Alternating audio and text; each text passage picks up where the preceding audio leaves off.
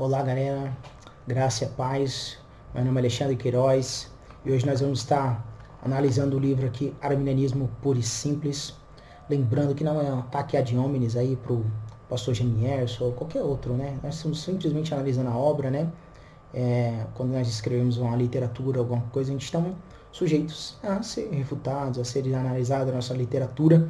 E nós vamos estar analisando aqui hoje este livro aqui, Arminianismo Puro e Simples. Lembrando que já tem 2 vídeos aí no canal, para que você que já iniciou a análise desse livro aqui. Se você dá uma olhada aí, procura esse vídeo aí também, que vai estar aí, tá? Para complementar a análise desse livro aqui.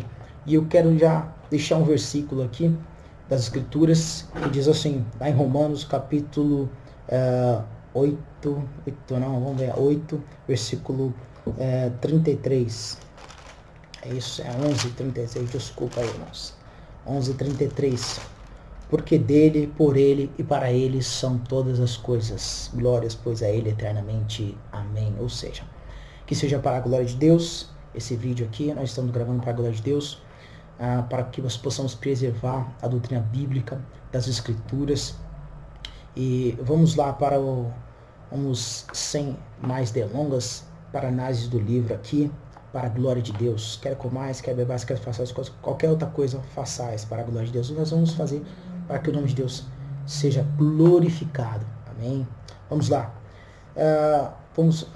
Ele começa aqui contando um contexto histórico da vida de Jacó Armínio. Aqui não tem muito aqui que a gente não discorda em muitas coisas. Eu acho que não seria muito útil. Nós estamos falando dessa parte histórica aí, que acho que muita gente já conhece, a parte história, de remonstrância e tudo isso aí, a vida de Armínio, quem é arminiano, quem não é, já conhece também.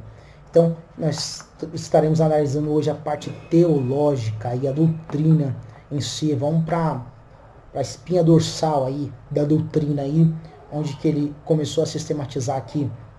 E lá, vamos lá para a página 44.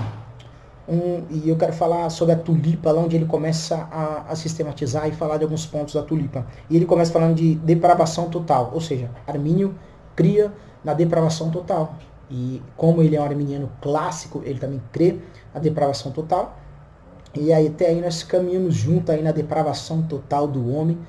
Ele crê na depravação, também crê, a tulipa também crê na depravação, o calvinismo crê, o monergismo crê, eu me considero um monergista, né? E nós cremos na depravação total do homem. O homem é totalmente depravado.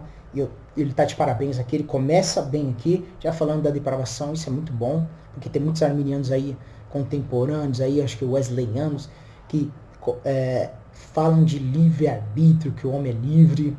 Gente, eu sei que é um tema muito difícil, muitas pessoas têm dificuldade. Eu mesmo, quando eu comecei a estudar, a analisar essa doutrina, eu era um arminiano, e aí eu tinha muita dificuldade de entender o que é isso, o que é depravação. Depois comecei a analisar a escritura, comecei a fazer literatura, ler muitas literaturas, analisar exegeticamente, hermeneuticamente, as escrituras, as próprias escrituras, e você vai chegar na conclusão de que o homem é totalmente depravado, né? No Romanos capítulo 1 até o capítulo 3, você vai lá em Efésios capítulo 2, você vai, todas as escrituras, o Paulo mostrando lá em Gênesis também, a Bíblia, ela vai mostrando, as escrituras vai mostrando que o homem é totalmente depravado. E que o homem não tem uma liberdade. O próprio Jesus falando da escravidão do homem do pecado, se o Filho do homem vos libertar, verdadeiramente sereis livres. Ou seja, o homem como escravo do pecado, ou seja, não tem a liberdade de ir até Deus. E é o que ele está falando aqui, o homem totalmente depravado não consegue ir até Deus. E ele está de parabéns, é isso mesmo, como assim, Armínio cria nisso, tem muito arminiano aí que fala que é arminiano, mas não crê na total depravação do homem e diz que é arminiano. E ele começou, pelo menos aí começou bem aqui, crendo na total depravação do homem. Esses arminianos contemporâneos aí, irmão, tá mais para uma heresia muito grande, falando de livre-arbítrio aí, é uma coisa ilusória. Sei que é difícil todo mundo falar para você não tem livre-arbítrio, você vai... Eu fiquei nervoso quando fala pra isso aí, viu? Mas enfim, vamos lá. Acho que aí não tem muito também que a gente discutir ou decorrer, né? Vamos lá. Agora ele fala de expiação para todos. E a tulipa crê, os 5 pontos, a gente crê, na verdade, que a expiação é definida. Eu não gosto do termo limitado, mas a expiação é definida. Por que é definida? Nós vamos entender. A expiação é para todos.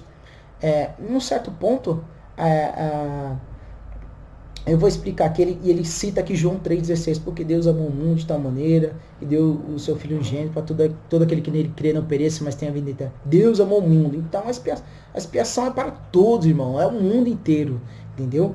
Essa é a explicação, ou seja, quando Jesus morre na cruz, ele abre um espaço, uma oportunidade para que todo aquele que crê em Jesus Cristo seja salvo. Ele abre essa oportunidade, abre essa porta hipotética de salvação para o homem.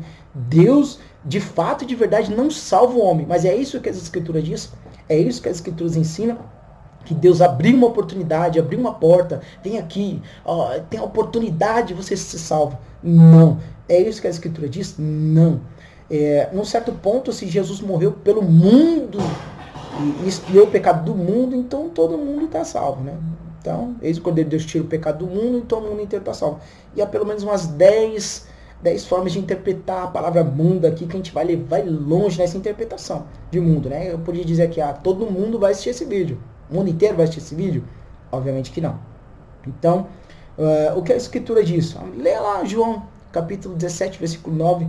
Não oro pelo mundo, não rogo pelo mundo, mas por aqueles que o Pai me deu. Peraí, mas ele amou o mundo de tal maneira, mas ele não roga pelo mundo, mas por aqueles que o Pai me deu? Peraí. Veja o termo da igreja. Olhe para as Escrituras e veja que Deus está separando um povo para si. A história de Israel mostra que Deus separando um povo para ele, separando a igreja para ele. Entendeu? Então, as Escrituras demonstram isso, que Deus está realmente separando o povo. E a expiação, ela é para todos, universal, vai nos levar a um universalismo, né? Se a gente levar ao pé da letra mesmo aí, né? Mas o que acontece? A expiação, ela tem poder para salvar todos. Isso nós não negamos. Eu não nego isso. A expiação, ela tem poder para salvar todo o mundo. Ela tem poder. Se realmente Deus quiser, ele salva o mundo, porque Deus é onipotente. Não tem como negar isso. A expiação ela tem poder para salvar o mundo. Mas, na verdade, é hipotética essa ideia, né? De que Deus, isso é um universalismo. Mas, na verdade, as Escrituras, o que a gente eficazmente, Deus tem poder para salvar a expiação, ela tem poder para salvar o mundo, mas não vai salvar o mundo, senão seria universalismo. Então, eficazmente, a expiação foi pelos eleitos. Deus pagou o preço pelos eleitos, por aqueles que queriam, por aqueles que Deus despertaria fé e trabalharia pelos seus eleitos, por aquele que verdadeiramente Deus salvou. Imagina, o cara vai para o inferno e está no inferno e ele falou para Deus, mas peraí, por que eu estou pagando meus pecados no inferno se Deus pagou ele pagou o preço? O que eu estou fazendo no inferno? Então, peraí, eficazmente ele morreu só pelos eleitos, só para aqueles que ele despertou a fé e que ele sabia que ia ser salvo e que ele trabalhou, deu a perseverança, simplesmente isso. Vamos lá. E já dei uns textos para vocês. Daí de expiação definida. Falei para vocês que eu não gosto do termo limitada. Mas peraí. Você já pensou na ideia? Agora eu vou fazer uma reflexão aqui. Se Deus, ele deseja salvar todos, ele amou o mundo e deseja salvar o mundo, e quer salvar todos, por que ele dá a graça preveniente só para alguns? Peraí. Não seria um pouco contraditório essa ideia de Deus despertar só alguns aí dessa depravação total, se ele quer salvar todos, se ele morreu por todos, se a expiação foi por todos, assim, eficazmente? Peraí. Então, não coaduna essas ideias, elas não se batem, né? Você vai entrar em um conflito, na verdade, com essas ideias aí. Aí, vamos lá. Livres pela graça. Vamos lá, livres pela graça. Ou seja, alcançamos liberdade. A ideia de graça preveniente. Eu vou aqui ler para vocês acompanhar comigo rapidamente. Ele diz assim, Deus chama todos para servi-lo, para se arrepender, para participar das bênçãos da salvação. Deus chama todos.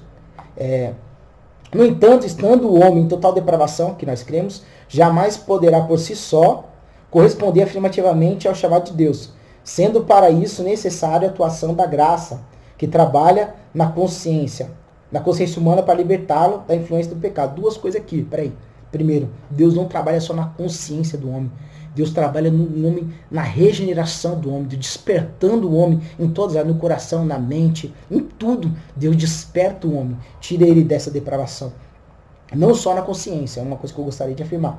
Para libertar da influência do pecado. Outra palavra que foi mal utilizada, na minha opinião, aqui, influência. Deus nos libertou da influência do pecado.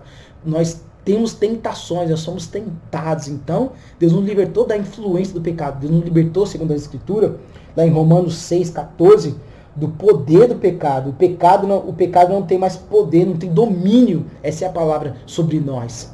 Ou seja, ele vai nos influenciar ainda. Tiago diz lá, em Tiago 3,2, que aquele que não tropeça em alguma coisa é varão perfeito. Ou seja, nós vamos tropeçar, nós vamos cair. Entendeu? Então, isso demonstra... O que isso demonstra? Que Deus nos libertou do domínio do pecado, não da influência. Enquanto nós estivermos aqui, o pecado ainda vai nos influenciar, nós seremos tentados, nós vamos cair em algumas coisas muitas vezes, porque a santificação é um processo, não é um ato como a justificação. Então, outra coisa aí que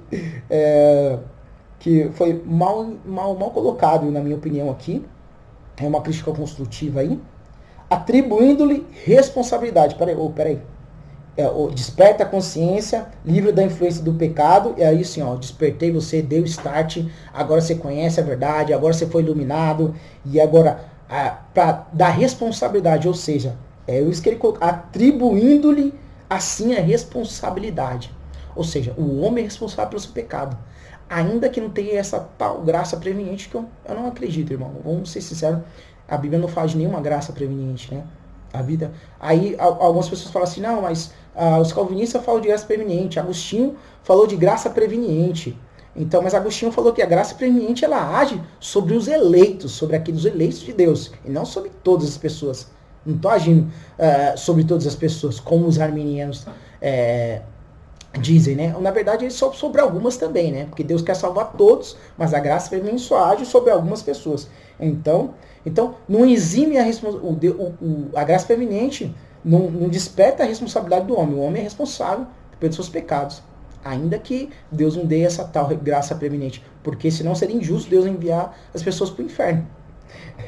Se ele não tivesse responsabilidade. O diabo influencia tudo, mas quem comete pecado é o ser humano. Vamos lá. E esse agir da graça deve ser compreendido como habilitação. A graça preveniente, Deus habilita o homem, dando-lhe a graça preveniente. Habilita o homem e ainda não como não ainda como regeneração. Algo que ocorrerá pós-conversão. Crer de modo implicará que essa mesma graça pode ser resistida pela consciência livre de acordo com o artigo, acho que 6, se não me engano aqui, da remonstrância lá. Ou seja, Deus desperta você lá e você pode resistir a essa graça aí. Nós não cremos na graça também. Que nós podemos resistir a essa graça. Ou seja, te mostrou fé, te mostrou o céu, te curou e você quer a doença de volta. Aí. Não existe, para nós não existe essa ideia aí de... Ou seja, a graça era sempre livre, ela não pode estar ligada ao livre-arbítrio, ela não pode estar ligada a nenhuma condição humana. Deus, Ele, livremente, Ele tem livre-arbítrio, Ele nos concede graça, Ele, pela sua graça, faz todas as coisas na vida do homem. Então, eu não concordo, irmão, com essa afirmação. Então, nós chegamos aqui, nós vimos expiação para todos, expiação definida, e livres pela graça. O que você acha aí? Você acha que o homem, ele... Olha o que ele fala aqui, presta atenção. Esse agir da graça deve ser compreendido como habilitação. Ou seja, a graça preveniente habilita o homem a crer em Deus ou não crer em Deus. Presta atenção. Duas coisas que eu vou colocar aqui. Ou seja, porque se Deus deseja salvar todos, por que não habilita todos? Ou seja, se Deus quer que todos dirijam aí, vamos fazer uma analogia aí, com um carro aí, o cara, porque se Deus quer que todos dirigem, por que não habilita toda a habilitação para todo mundo aí? Não tem como. Então Deus, essa graça preveniente não vem sobre todos, né? E essa graça preveniente não dá uma segurança de salvação, pois ela coloca nas mãos do homem a sua própria salvação, enquanto as Escrituras não afirmam isso. Nós vamos ver isso mais para frente na perseverança dos santos. Amém? Que a graça e a paz aí do Senhor venha sobre todos aí, que vocês possam deixar seus comentários, deixe seu like aí, compartilhe esse vídeo aí, fale conosco, interaja com a gente aí, veja os vídeos que você quer fazer. Nós vamos ver mais para frente lá a eleição incondicional, a segurança em Cristo, e graça preveniente. Arminianismo não é pelagianismo. Arminianismo é pelagianismo? Também não cremos. Não é pelagianismo, é sempre pelagianismo. E nós vamos entender por quê e vamos analisar aí, tá bom? Fique na graça e na paz do Senhor Jesus Cristo. Até o próximo vídeo aí. Tchau, tchau.